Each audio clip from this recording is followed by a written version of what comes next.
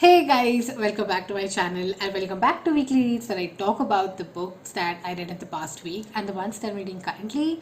Plus, today was a very busy day. The weekend has been super busy. It has been late so far, so that's awesome, and that's why this is a late night Weekly Reads. So, talking about the works that I finished in week 29, the only book that I finished in week 29 was Quaristan by Parmesh Shahani. And this is one book that I had been reading since a month. It took me a long time to finish it, and rightfully so, because it did get boring at many places, and then I had to just put it to the back burner. But I'm glad I finished it. The thing is that the first 50% is where I found a lot of like repetitive, boring stuff. But the second half is pretty quick and it's pretty nice. So the first half is more of like the author's experiences, being this torch bearer, this front runner in making the Indian workspace more inclusive. But the second half of the book is where he actually mentions the HR policies that need to be instilled in the company's, policies, basically, like what all policies should be added in order to make the workspace more LGBTQ inclusive. For example, in India, where same-sex marriage is not legally identified, the companies where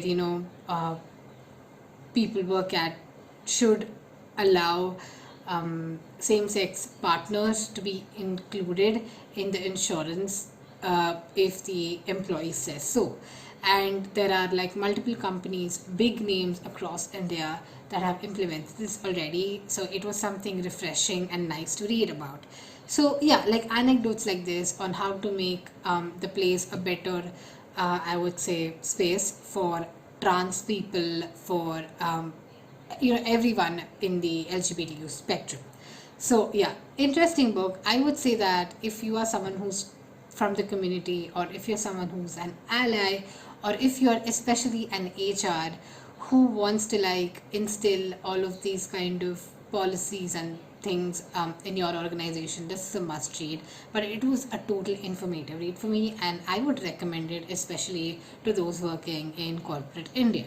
So that being said, the next book, wait, there's no next book. Now let's move on to the books that I'm reading currently. So the first book that I'm like way through, I'm racing to the book because it's amazing. I think almost done with 50% of the book, almost 50%, and that's this one, and that's Indian Summer by Alex von Tunzelman.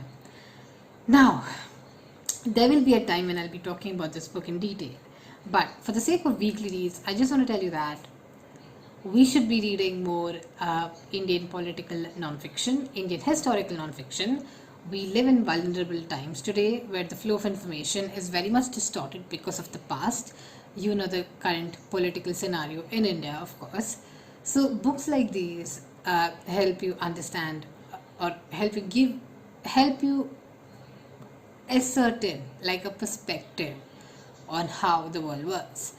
And I think like one of my biggest aims in 2021 has been to read more of non-fiction literature. And easily, this is one of the best non-fiction books I've read so far.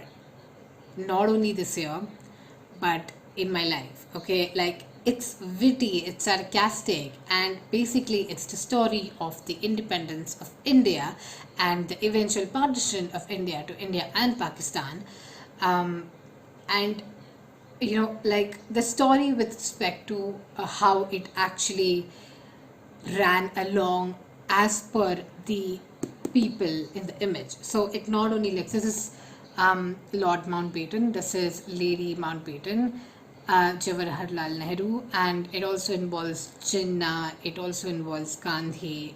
So a lot of things about these figures and how this whole circus was created in the first place. And also Winston Churchill. How can I forget Winston Churchill? So yeah, that's that. And I would say buy the physical copy, because the physical copy comes with these black and white images. For example, let me show you one of these. So this is from the Dandi March. This is when Jawaharlal and oh, my bookmark fell down. But this is when Jawaharlal and Kamala Nehru, Kamala Kaul actually, they married. Then this is Nehru and Jinnah. So very interesting anecdotes of all the main political figures during the time, like their lives, where they came from. Especially, I didn't know much about Lord Mountbatten or his family. I hardly knew anything about them, but I got to know that maybe people who watch The Crown apparently know this, but I didn't, because I've not watched The Crown. But the fact that the current Queen Elizabeth's great uncle, I would say, or like some uncle of hers, is Lord Mountbatten. But I don't want to give you spoilers. I mean, there are no spoilers, but then I want you to get into the book, and especially the writing. I keep like sharing anecdotes about this book on my Instagram, and it's very, very funny. Like Alex von Tunzelmann's writing, her writing is chef's kiss, okay, little chef's kiss. And the sarcasm, the humor, it's like she's just staring into all of the people, telling you that all the characters involved, generally in any form of worldly situation, are generally grey, correct? So on the Indian front, when you talk about Mahatma Gandhi, she talks about a lot of like I would say weird things that Gandhi would do, or like a lot of flaws with Nehru, as well as highlighting their positive ones. And the same with Lord Mountbatten, because he's like, I think, one of the most controversial figures in the book. Also Winston Churchill, because he's like one of the reasons why India got independence pretty much late, right? India got the Dominion status pretty late.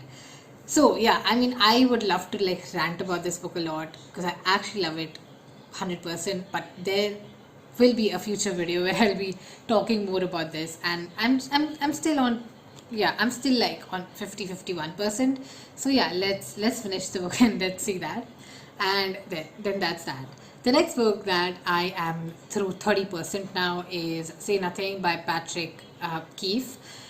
Again, I like this book. This is again non-fiction, political. It talks about the Irish Troubles, and just like another day when the British decided to get involved in another community's politics. And this one being Ireland, this one being India. Not that I have anything against the Britishers, I'm sorry. I mean, no. It's just very interesting to see history, and how there are commonalities, like how there's like this one party who's just interfering in everything. And I think like it's easy to say colonizers were a bunch of them who did that.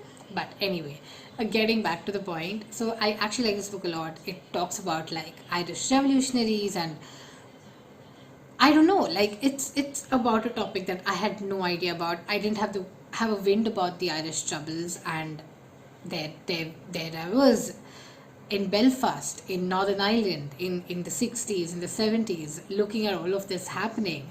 So yeah, super interesting for me, for sure. The next book that I'm actually reading currently, but I'm kind of like, I know this is a group read, and Ash, Paula, Lauren are going to say things, but I'm still making my way through this book. This is a very chunky boy. Everyone else has like completed a lot of parts of the book, but I am still on, I think, part 2. I've not even reached part 3 yet, and I think that's because I don't know, like I want to finish this first, and then like full-fledged concentrate on this one.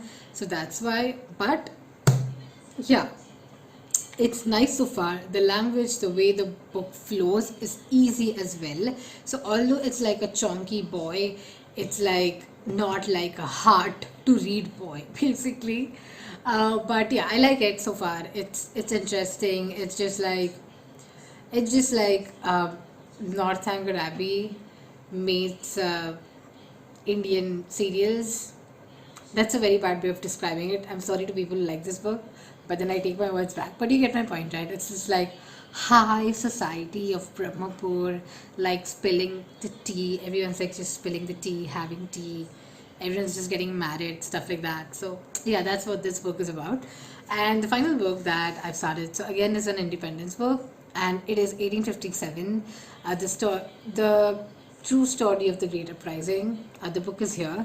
So this book is something that I do want to talk about in a future video, but I would like to say that this is the first person account of the 1857 uprising. Okay, so for those of you who do not know, India did not like fight for independence once and then eventually got granted it in 1947. No, we fought for it twice. So the first time we fought for it was in 1857, where princely states.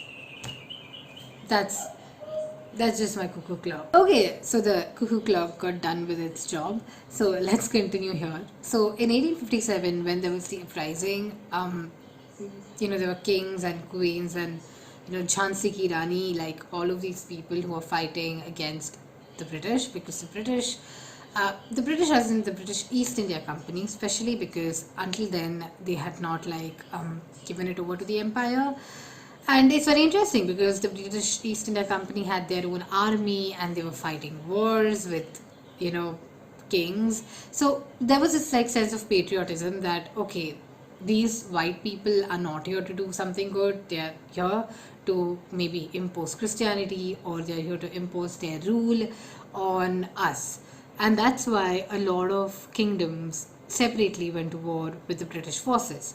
But ultimately they lost, and then India got united under the empire as a colony of Britain. Okay, so like I said earlier, it was the British East India Company, and then after that, after this particular uprising, the Queen said, "Okay, cool, British East India Company, come back.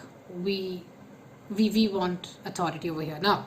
So this is pretty interesting, and the thing is that it's a first-person account. Okay, and that makes it even more amazing, because I don't think there are many first-person accounts of this war from it's not 200 exactly, but somewhat 170 years back per se. Oops, that keeps happening, but yeah. So yeah, I'm looking forward to reading it, and I'm done with 10% of the book, so I like it so far. But yeah, I'm going to discuss all of this stuff in a future video, because there's a lot to discuss, especially with Indian non-fiction.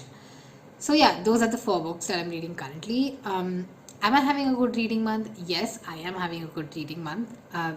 July is a much better reading month than June for me, and also I'm doing a lot of stuff as well, so that's also cool.